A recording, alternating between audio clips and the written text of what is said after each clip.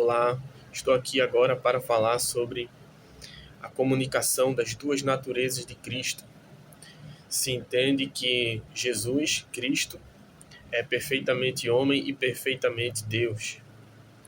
Então, existem algumas questões, algumas formas de nós entendermos e trabalharmos essa questão.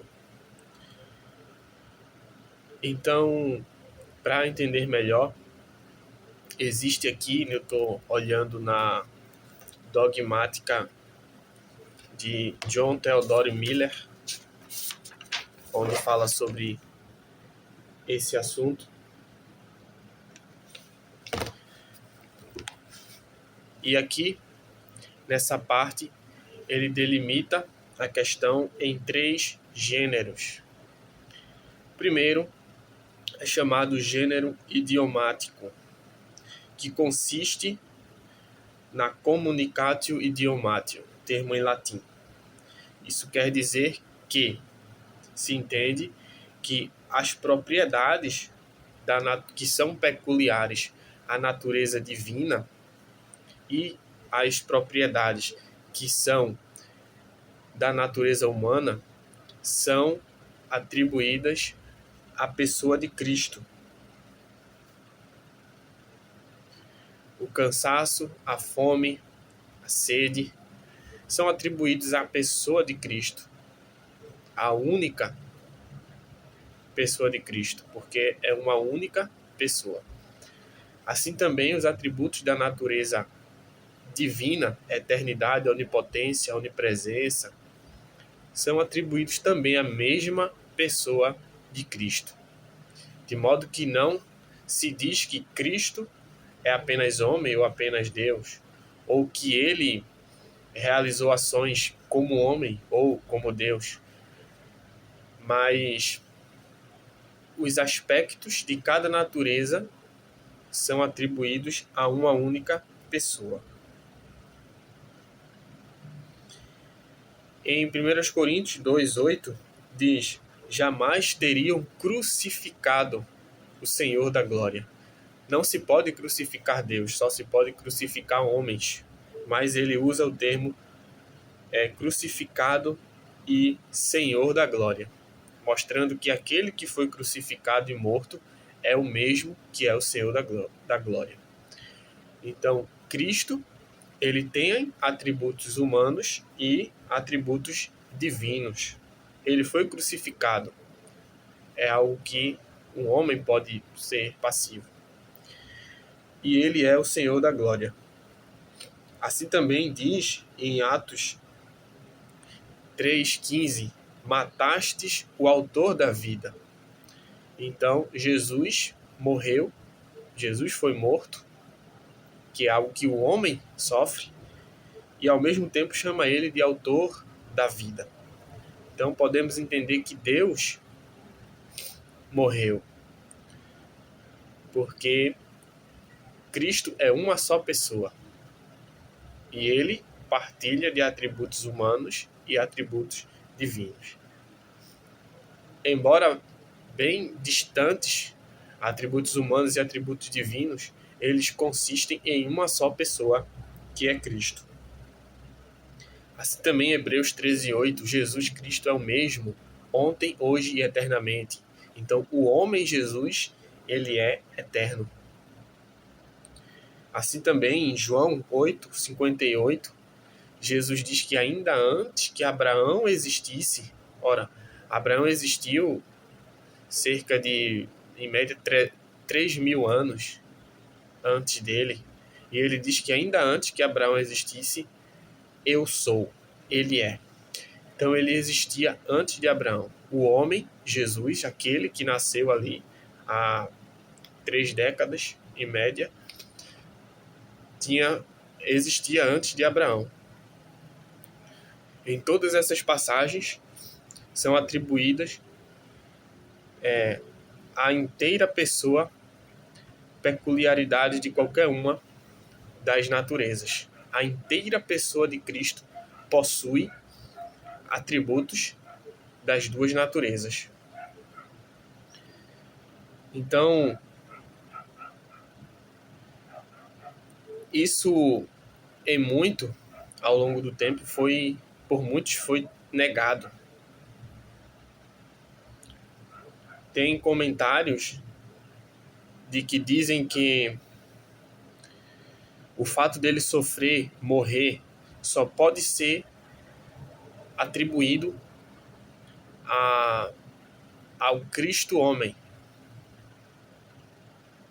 Não pode ser atribuído o fato dele ter sentido fome, sede, cansaço. Não pode ser atribuído à natureza divina, ao Filho de Deus. Isso é o que alguns dizem. Dessa forma, nós estamos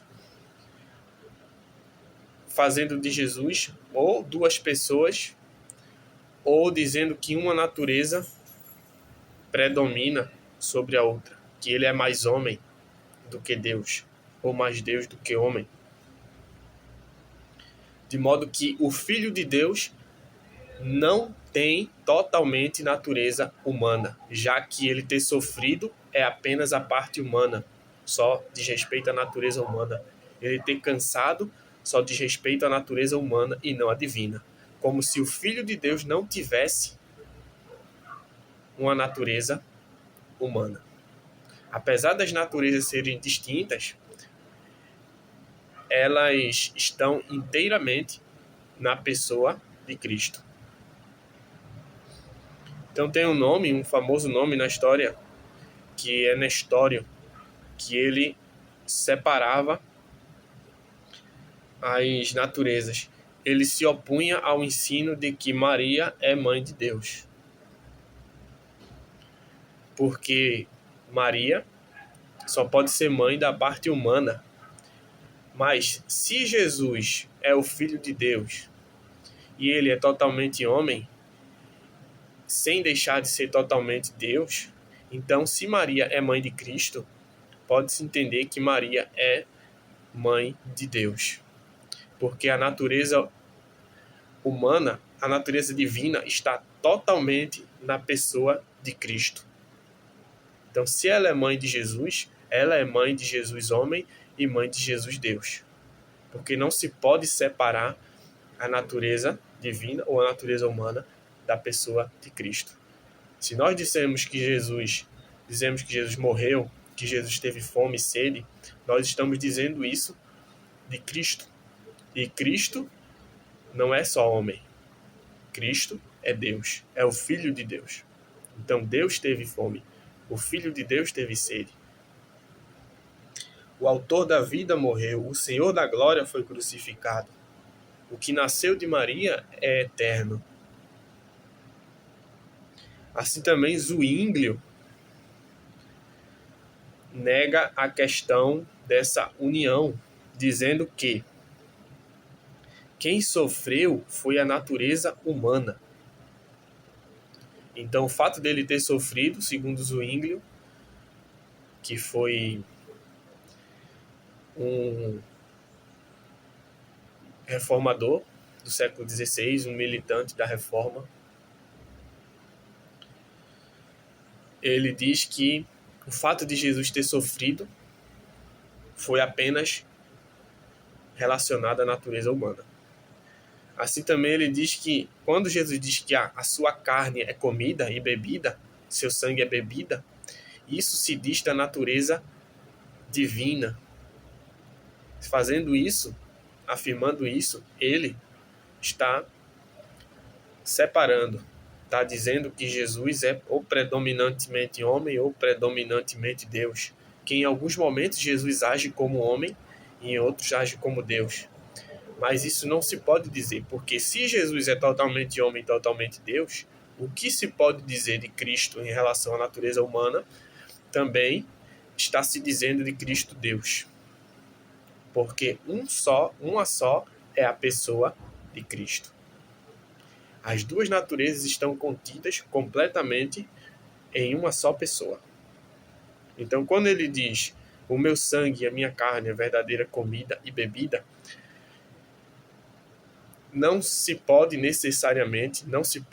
distinguir que ele está falando sobre a sua natureza divina, tirando a sua questão humana, porque elas estão contidas totalmente em Cristo. Então, Cristo é verdadeira comida e verdadeira bebida.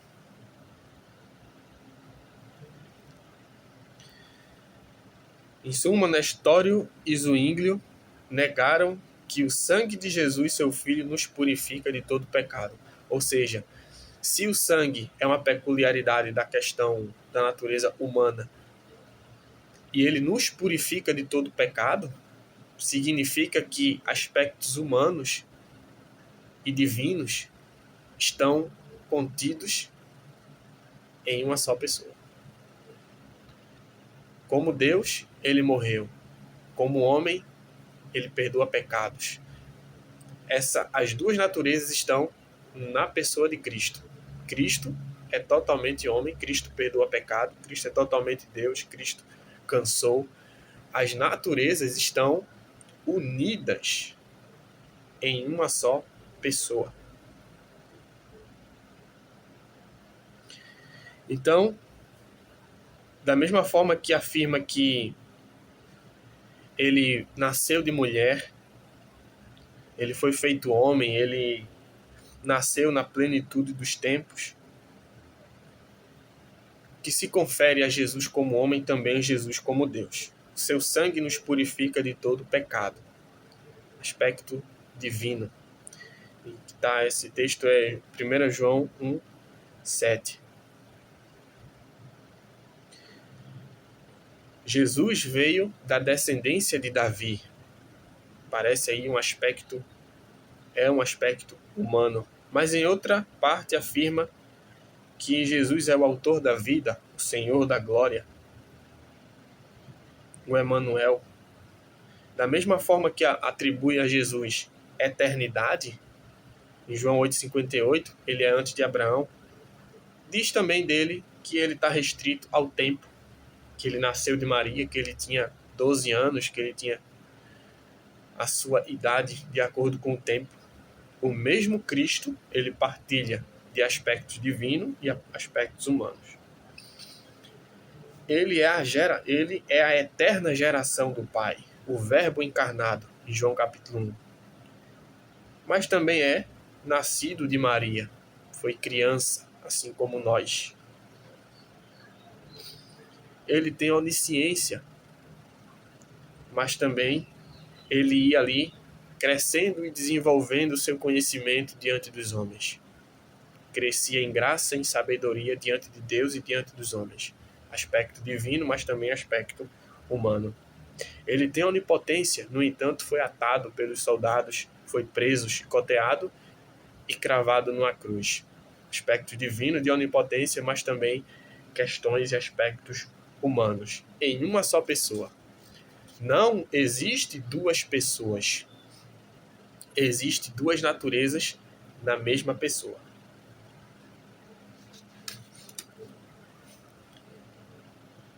Então, sobre isso é esse chamado gênero idiomático. O Filho de Deus morreu, a divindade morreu e padeceu. Mas existe também outro gênero, que é o majestático, que eu vou falar.